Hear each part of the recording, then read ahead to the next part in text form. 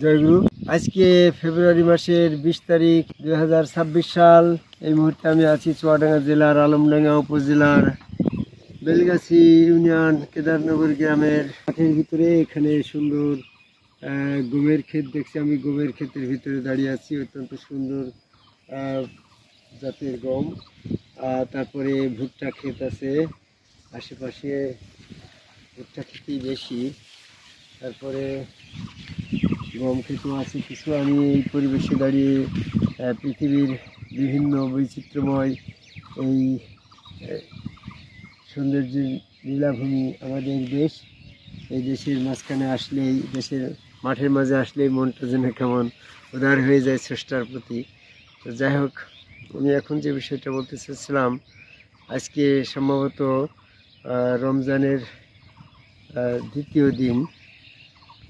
তো এখানে আমাদের ইসলামের ভিতরে নামাজ, রোজা, হজ, জাকাত, কোরবানি এই সমস্ত বিষয়গুলাই ইসলামের মূল ভিত্তি হিসাবে আমরা পালন করে আসছি। কিন্তু আল্লাহ পাকের প্রতিপক্ষ ইবলিস শয়তান এই সিরাতুল মুস্তাকিম ইসলামের পথে বসে মানুষকে বিপদগামী করছে, বিরোধিতা করছে। তো আমরা প্রচলিত জনসমাজের মাঝে দেখছি 100% মানুষ রোজাই একমত, রোজা করতেছে। 100% মানুষ সালাতে একমত, সালাত আদায় করতেছে, নামাজ পড়ছে। 100% মানুষ হজে যাওয়ায় একমত, সেটা করতেছে। 100% মানুষ ইসলামের ভিতরে এরকমভাবে কোরবানিতে একমত, কোরবানি করতেছে। তো আমি এই বিষয়গুলা যদি প্রকৃতপক্ষে সঠিক ইসলামের সাবজেক্ট হয়ে থাকে, তাহলে এখানে আল্লাহ পাকের দিন ইসলাম জয়লাভ করেছে। জি, 100% মানুষ যখন এই মতে একমত হয়েছে, তাহলে তো আল্লাহ পাকের এটা যদি প্রকৃত ইসলাম হয় গো, এমনটাই মনে হয়, তাহলে এমনটাই মনে হয়। ইসলাম জয়লাভ করেছে। জি, এমনটাই তো মনে সেক্ষেত্রে হচ্ছে। ইবলিস ব্যর্থ হয়েছে। জি, ইবলিস যে ওয়াদা করলো, আমি তোমার সকল মানুষকেই বিপদগামী করব, পথভ্রষ্ট করব, দুনিয়ার দিকে আকৃষ্ট করব, এই মুসলিমেও মিনহুমুল মুখলাসিন, প্রকৃত কিছু বান্দা ব্যতীত, জি, মুখলাসিন বান্দা ব্যতীত সমস্ত মানুষকে আমি পথভ্রষ্ট করব। এটা হচ্ছে ইবলিসের ওয়াদা। ওয়াদা। সূরা হিজরের 39 নম্বর আয়াত করে দেখা যায়। তাহলে সূরা আরফের 16 নম্বর আয়াতে দেখা যায় ইবলিস ইসলামের পথে, সিরাতুল মুস্তাকিমের পথে চারিদিক থেকে আক্রমণ করবে। জি, সামনের থেকে, পিছন থেকে, ডাইনের থেকে, বামের থেকে আক্রমণ করবে। কিন্তু দেখা গেল এই বর্তমান প্রচলিত এই যে ইসলামের ভিতরে যে ধারাটা পাওয়া যাচ্ছে, টুপি, পাগড়ি, জুব্বা, মোসকাটা ইত্যাদি, যে সমস্ত 5 ওয়াক্ত জুমা জমাতধারী, আজান, আকামত, মসজিদে জুমার নামাজ আদায় করা, হজ করা, জাকাত করা, কুরবানি করা, এটা যদি প্রকৃত ইসলাম হয়, তাহলে এইটা যদি সিরাতুল মুস্তাকিম হয়, তো এই সিরাতুল মুস্তাকিমে শয়তান বাধা দিচ্ছে না, না, তাহলে শয়তান ব্যর্থ হয়েছে। শয়তান ঘুমাচ্ছে, শয়তান ইসলাম কবুল করে নিয়েছে, সে বিরোধিতা ছেড়ে দিয়েছে, এমনটা প্রমাণ হয়। ইবলিস তো মরেও নাই, এরকম বিরোধিতা বন্ধও করে নাই, আত্মসমর্পণ করে নাই, ঘুমাচ্ছেও না। সে তার বিরোধিতা বজায় রাখার পরও আজকে যদি এই কালেমা, নামাজ, রোজা, হজ, জাকাত, 5 ওয়াক্ত জুমা জামাতধারী, মোসকাটা, টুপি পাগড়ি, জুব্বার এই ধর্মটা, হজ, জাকাতের, কোরবানির এই ধর্মটা যদি প্রকৃতই ইসলাম ধর্ম হয়, ইবলিস বিরোধী হয়, ইবলিস তো এটারে ব্যর্থ হয়েছে, সে পরাজয় স্বীকার করেছে, তাই তো প্রমাণ হয়। প্রমাণ হয় এমনই, কিন্তু তা তো কিন্তু নয়। তা তো না। তাহলে ইবলিস আজকে এগুলা ব্যর্থতা বন্ধ করে দিয়েছে। মূল কারণ হচ্ছে এগুলাকে এইগুলার প্রচেষ্টা বন্ধ করে দিয়েছে, তার কারণে এইগুলা সে নিখুঁতভাবে ব্যর্থ করেছে। আমি আজকের এই আলোচনার ভিতরে এই কলেমা, নামাজ, রোজা, হজ, জাকাত কোন কোন কায়দায় ইবলিস ব্যর্থ করেছে তারই সংক্ষিপ্ত আলোচনা করতে চাই। জি, বরং আজকে রোজা ব্যর্থ করে দিয়েছে। যখনই আমি সেহরি খাচ্ছি, তখনই আমার রোজাটা নষ্ট হয়ে যাচ্ছে, কারণ আমার স্টমাকটা তো সূর্য উদয়ের পরের থেকে শূন্য হওয়ার কথা। স্টমাক শূন্য না হলে তো আমার স্টমাকে রোজার যে হাকিকত, সেটা আমার পালন হচ্ছে না। তাহলে রোজা সূর্য উদয় থেকে সূর্য অস্ত পর্যন্ত আমার স্টমাকটাকে শূন্য করার কথা। শূন্য হলে আমার দৈহিক যে ফিটনেসটা হওয়ার কথা ছিল, সেটা হইতো। কিন্তু আমি সূর্য উদয়ের আগে পেট ভর্তি খেয়ে নিলাম, আমার দুপুর 12টা পর্যন্ত আমার পেটের ভিতরে আহার থাকায় রোজার যে উদ্দেশ্য, সেটা ব্যর্থ হয়ে গেল। জি। তাহলে ভোরবেলা সেহরি খাওয়ার কৌশল চালু করে দিয়ে এই রোজাকে ব্যর্থ করে দিয়ে শয়তান ওদিকে এই রোজার বিরোধিতা করার থেকে বিরত রয়েছে। এবার আসলে সালাতের ব্যর্থতা কোথায়? সালাতের কার্যক্রমটা হবে নবীর পায়ে, নবীর সম্মুখে, আদমের সম্মুখে, রসুলের সম্মুখে একটা সেজদা দেওয়া হয় সালাত। সেই নবীর সম্মুখে সেজদা দিল সূরা নিসার 102 নম্বর আয়াত। সেই নবীর সম্মুখে সালাত, এই সালাতটা, এই সেজদা, এই নবীর সম্মুখে সেজদার মাধ্যমে সালাত আদায় করার থেকে মানুষকে বিরত রেখে এই নিরাকারে বিভিন্ন জায়গায় এই মসজিদে যেয়ে সালাত আদায় করার মাধ্যমে এই সালাতকে ব্যর্থ করছে। ঠিক। তাহলে আদম কামাই সেজদাটাই সালাত। যে সালাত আদায় করলে সূরা আনকাবুতের 2 নম্বর আয়াতে বলছে শয়তান দূরে চলে যায়, সেই আদম সেজদাটাই সালাত। সেই সালাত থেকে, আদম সেজদা থেকে মানুষকে বিরত রেখে এই বিকল্প ধারা হিসেবে 5 ওয়াক্ত নামাজ মসজিদে যে আদায় করলে তোমার ইসলাম কবুল, এটা ব্যর্থ করেছে। আদম সেজদা থেকে বিরত রেখে সালাত চালু করে দিয়ে মসজিদ তৈরি করে দিয়ে প্রকৃত সালাতের উদ্দেশ্যটা ব্যর্থ করলো। এরপরে দেখো হজের উদ্দেশ্য। হজটার উদ্দেশ্য হচ্ছে আল্লাহর দর্শন, আল্লাহ পাকের জিয়ারত মানে দর্শন করার সাবজেক্ট থেকে ইসলামকে বিরত রেখে ওই মক্কার কাবা ঘরে যাওয়ার প্রচলন চালু করে দিয়ে হজের বিষয়টাও, উদ্দেশ্যটাও ব্যর্থ করেছে। হজের উদ্দেশ্যটা ছিল কি? রসুলের কাছে যাওয়া। সূরা হজের 27 নম্বর আয়াত দেখো, হজ পালনের উদ্দেশ্যে লোকে তোমার কাছে আসবে।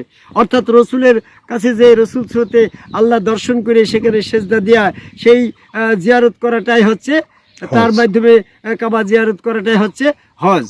রসুলের দর্শন থেকে মানুষকে বিরত রেখে হজের সাবজেক্টটাও, উদ্দেশ্যটাও ব্যর্থ করছে। শয়তান সফল হয়েছে। এই ব্যাপারে আরো বলতে গেলে সময় লাগবে, আমি আর একটু বলেই শেষ করবো। যেমন কোরবানিটা ব্যর্থ করেছে এই জন্য যে কোরবানি যখন করা হচ্ছে তখন কোরবানির সীমারেখা হজের সাথে সম্পর্ক। কোরবানিটা যেহেতু হজের সাথে সম্পর্ক, আর হজ হচ্ছে কাবাঘরের সাথে সম্পর্ক।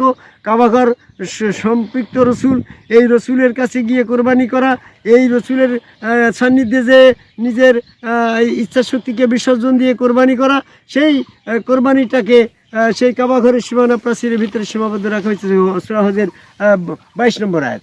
এই জন্য যথাযথতা কাবাঘরের সীমারেখার বাইরেও কোরবানি করার প্রথা চালু করে দেওয়ায় এই কোরবানির উদ্দেশ্যটাও সে ব্যর্থ করেছে। তারপরে দেখো, ঘরে ঘরে যদি কোরবানি করার বিধান থাকতো, কাবাঘরের বাইরে বাড়িতে গিয়ে যদি কোরবানি করার বিধান থাকতো, তাহলে সূরা বাকারার 196 নম্বর আয়াতে বলা হয়েছে, যদি সেখানে হজে গিয়ে তুমি কোরবানি দিতে ব্যর্থ হও, তাহলে অসমর্থ হও, তাহলে তুমি বাড়িতে গিয়ে 10টা রোজা করে দিবে। তো এখানে তো বাড়িতে গিয়ে কোরবানি করে দেবে এমনটা তো বলে নাই।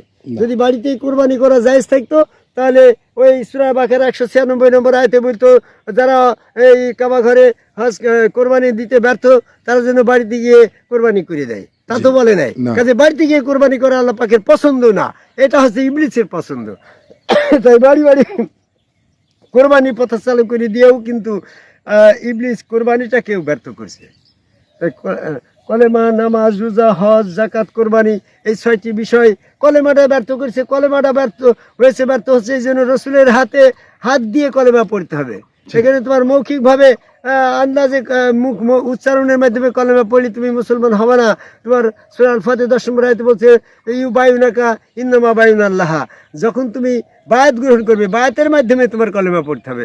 তো বায়াত গ্রহণ করতে গেলে তো ক্রেতা বিক্রেতা থাকবে। আমি কার কাছে কলেমা পড়লাম, কার কাছে বায়াত হলাম, কার কাছে বিক্রি হলাম? নিজে যদি কেনা বেচা করা যায় তাহলে ক্রেতা শব্দ আসলো কেন, বিক্রেতা শব্দ আসলো কেন? তাহলে রসুলের কাছে যে এই সমগ্র রসুলের কাছে যে কলেমা পড়ে ওই হাত আল্লাহর বা চেহারা আল্লাহ রসুলের ওখানে সেজদার মাধ্যমে নিজের ইচ্ছা শক্তিকে বিক্রি করে দেওয়ার মাধ্যমে আছে বায়াত হওয়া, কলেমা পড়া, এটাও কিন্তু ব্যর্থ করল। তাহলে কলেমা, নামাজ, রোজা, হজ, যাকাত, কোরবানি, এই 6টি বিষয় ইবলিস ব্যর্থ করে দিয়ে বর্তমানে যেটি ধারায় যে ইসলাম চলছে এই ধারাটা সম্পূর্ণভাবে ইবলিস এই ব্যর্থ করেছে। কলেমা, নামাজ, রোজা, হজ, যাকাত ব্যর্থ হয়েছে, এটাকে বন্ধ করেছে। নবীর যে ধর্ম ছিল রসুলের পায়ে সেজদা দেওয়ার মাধ্যমে সালাত, রসুলের পায়ে সেজদা দেওয়ার মাধ্যমে তোমার হজ, রসুলের পায়ে সেজদা দেওয়ার মাধ্যমে তোমার কোরবানি, রসুলের পায়ে সেজদা দেওয়ার মাধ্যমে তোমার যাকাত, রসুলের পায়ে সেজদা দেওয়ার মাধ্যমে তোমার কলেমা পড়ে বায়াত হওয়া, এই সম্পূর্ণ রসুল স্রোতে আল্লাহ দর্শনের যে প্রক্রিয়াটা, এটা হুসাইনি ইসলাম ছিল। এজিদ কারবালার প্রান্তরে হুসাইনি হুসাইনকে কতল করে তার বিকল্প ধারা চালু করেছে বর্তমান প্রচলিত এই যে টুপি পাগড়ি জুব্বা ধারা, বর্তমান নাম জামাত ইসলাম চরমোনা ফুরফুরা মানিকগঞ্জ আটুজি হিজবুত তাহরির বাজুত ইসলাম কাদিয়ানি যত টুপি পাগড়ি জুব্বা ধারা আদম সেজদা বিরোধী আছে, এরা যে নামাজ রোজা কলেমা নামাজ রোজা হজ জাকাত পড়ছে, এটা সম্পূর্ণ ব্যর্থ ধর্ম। এই ইবলিস এটারে ব্যর্থ করে কোরআন বিরোধী করে তুলেছে, যা এই সমস্ত পথ থেকে বর্তমান প্রচলিত নামাজ রোজা হজ জাকাত সম্পূর্ণ ব্যর্থ, এটা কর্মফল বিনষ্ট হবে। সূরা কাফের 105 নম্বর আয়াতে বলছে, যারা আল্লাহ পাকের সাক্ষাৎ এবং আল্লাহ পাকের আয়াতের অস্বীকার করে তাদের কর্মফল বিনষ্ট হবে, তাদের কোনো ওজন করা হবে না। যেভাবে যে প্রক্রিয়া আমি বললাম, এটা এই আয়াতের উদ্দেশ্য ব্যর্থ হচ্ছে, আল্লাহর সাক্ষাৎ ব্যর্থ হচ্ছে। এই ব্যর্থ আল্লাহ পাকের যে কলেমার ভিতরে আল্লাহ পাকের সাক্ষাৎ নেই, যে কলেমার ভিতরে তোমার যে রোজার ভিতরে আল্লাহ পাকের আয়াত অনুসরণ নেই, যে নামাজের ভিতরে আল্লাহ পাকের দর্শন নেই, সেই সমস্ত ইবাদত বন্দিগি যা কিছু আমরা দিনই কর্ম করছি সম্পূর্ণ ইসলামী প্রক্রিয়ায় নয়, বরং ওটা এজিটি প্রক্রিয়ায়, হুসাইনি প্রক্রিয়ায় নয়, বরং ওটা এজিটি প্রক্রিয়ায়, আল্লাহর প্রক্রিয়ায় নয়, বরং এটা আল্লাহর প্রতিপক্ষ শয়তানের প্রক্রিয়ায়। শয়তানের প্রক্রিয়ার ধর্ম পরিত্যাগ করে আদম কবে সেজদাকারী একজন সমগ্র রসুলের কাছে বায়াত গ্রহণ করে সেখানে সেজদা ভক্তি দিয়ে প্রকৃত হুসাইনি ইসলাম, প্রকৃত আল্লাহ পাকের কোরআন ভিত্তিক ইসলামে আসার আহ্বান করে আমার কথা শেষ করি। জয় গুরু।